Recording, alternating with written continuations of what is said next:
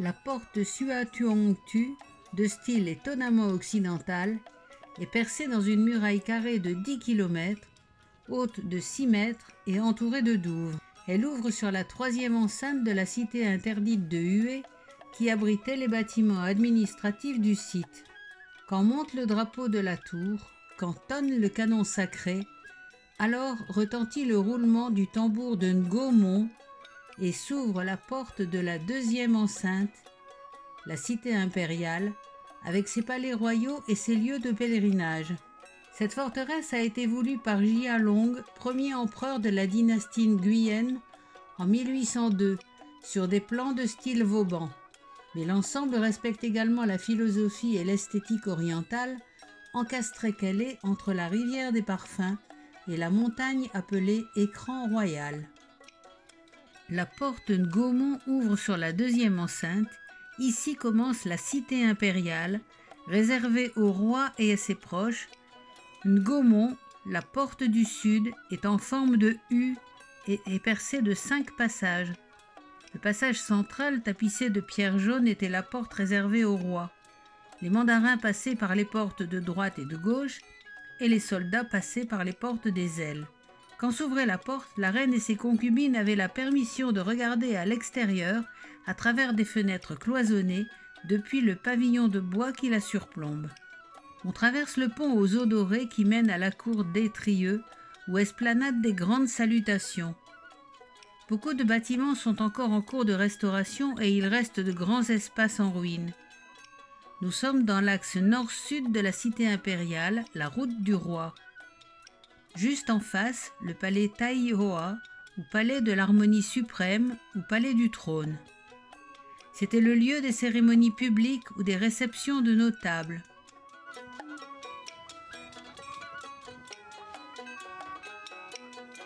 On ne peut ni entrer ni photographier l'intérieur des bâtiments, et parfois on triche.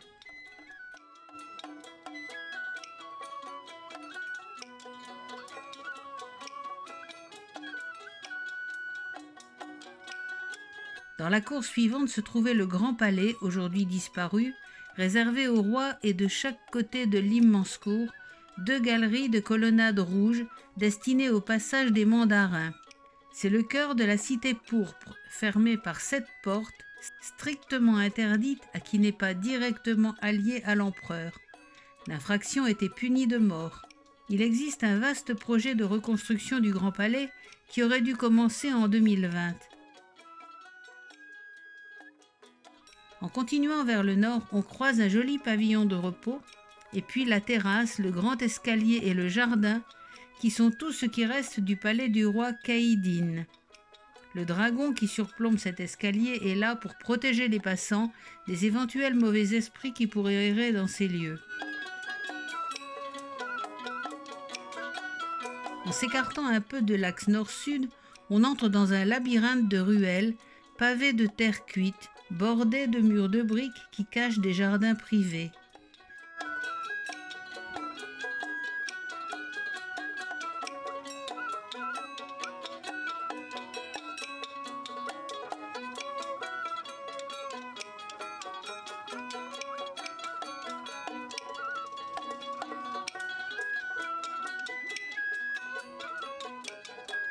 Quelques portes ouvragées sont en réparation et d'autres, comme celle-ci, encore dans leur jus.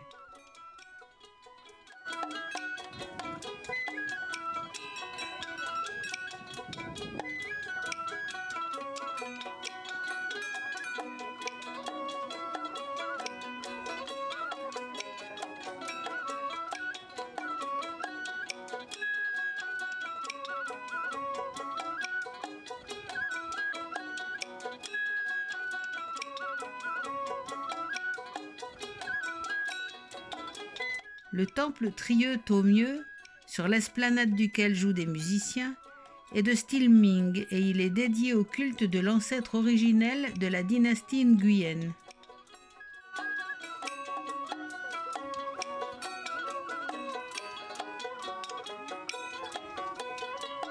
Au hasard des détours, nous revenons sur la façade nord du palais de l'harmonie suprême.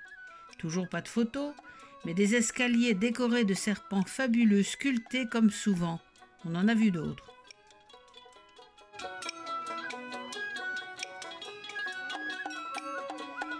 Nous faisons face au champ de ruines où se trouvait le grand palais de Dien Can Chan, résidence permanente du roi Nguyen, ainsi que son lieu de travail et ses salles de réception. Et aussi, tout au nord, le palais Kien Trung, construit par le roi d'Annam Khaïdin entre 1921 et 1923. Il était appelé roi car les autorités françaises ne lui reconnaissaient pas le titre d'empereur. Ce palais est bâti dans un style éclectique mélangeant la Renaissance italienne, l'architecture classique à la française et le style asiatique. Mais il existe aussi ici un projet de reconstruction dont on voit les maquettes.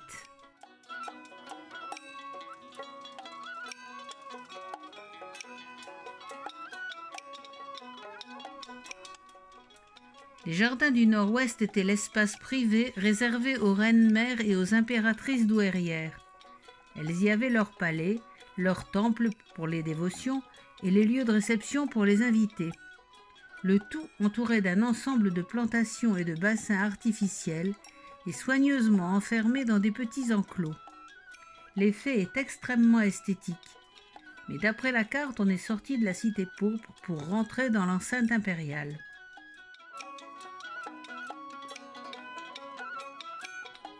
Le bassin et Sung Tuong San forment un ensemble qui a été rénové en 2007.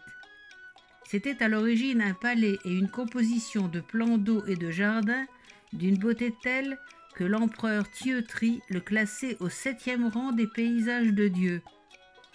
L'empereur y recevait les visites des impératrices douairières, sa mère et sa grand-mère, pour qu'elles jouissent de la beauté des lieux.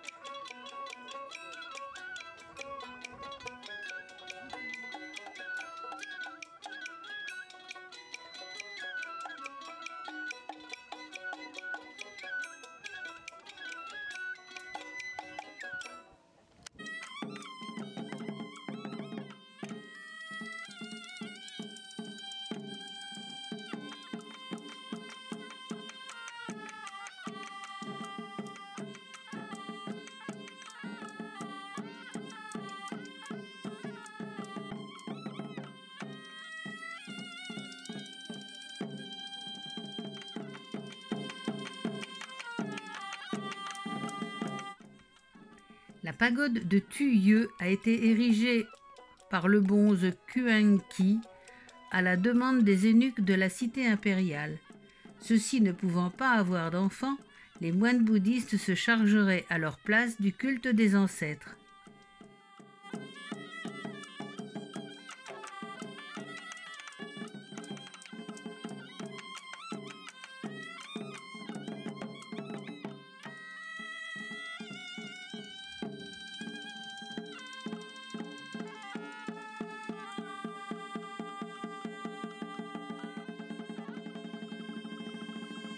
Sur cette petite île artificielle, construite au milieu de l'île de la cité impériale, un agréable petit bar au bord de l'eau.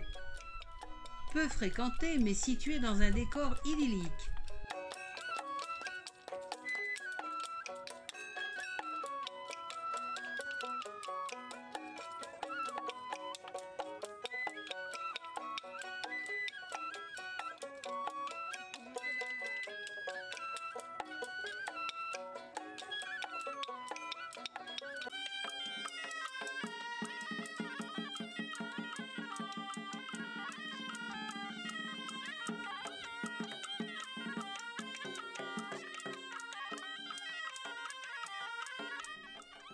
Superbe bâtiment de bois et superbe escalier sculpté, la bibliothèque impériale.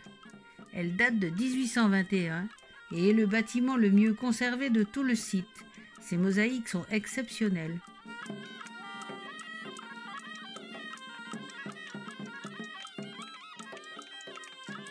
Le mur d'enceinte de la petite cour est aussi très décoré et l'arrière donne sur le jardin vue Huyen, au nord-est de la cité pourpre. C'était le lieu de repos et de lecture du roi, non loin de son palais.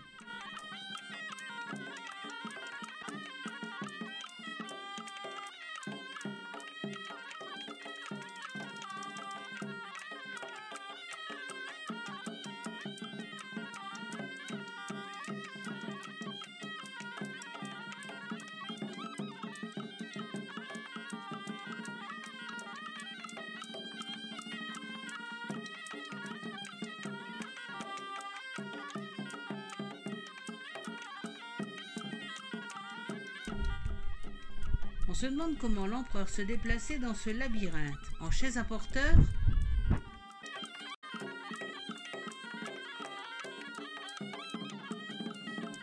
Cette fois, on quitte la cité pourpre pour repasser dans l'enceinte impériale.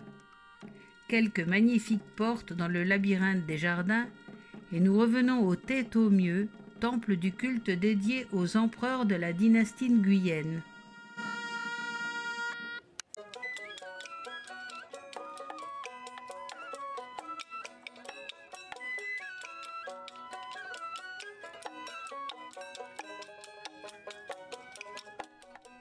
Et sur l'esplanade, juste en face, se dresse le pavillon des splendeurs, Yen Lam Kak, à la triple toiture, qui rend hommage aux mandarins qui ont aidé la dynastie Nguyenne en 1802.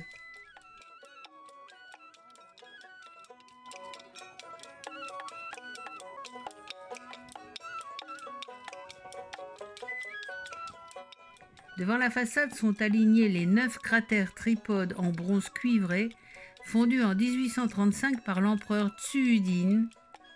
Chacun d'eux porte un décor ciselé différent.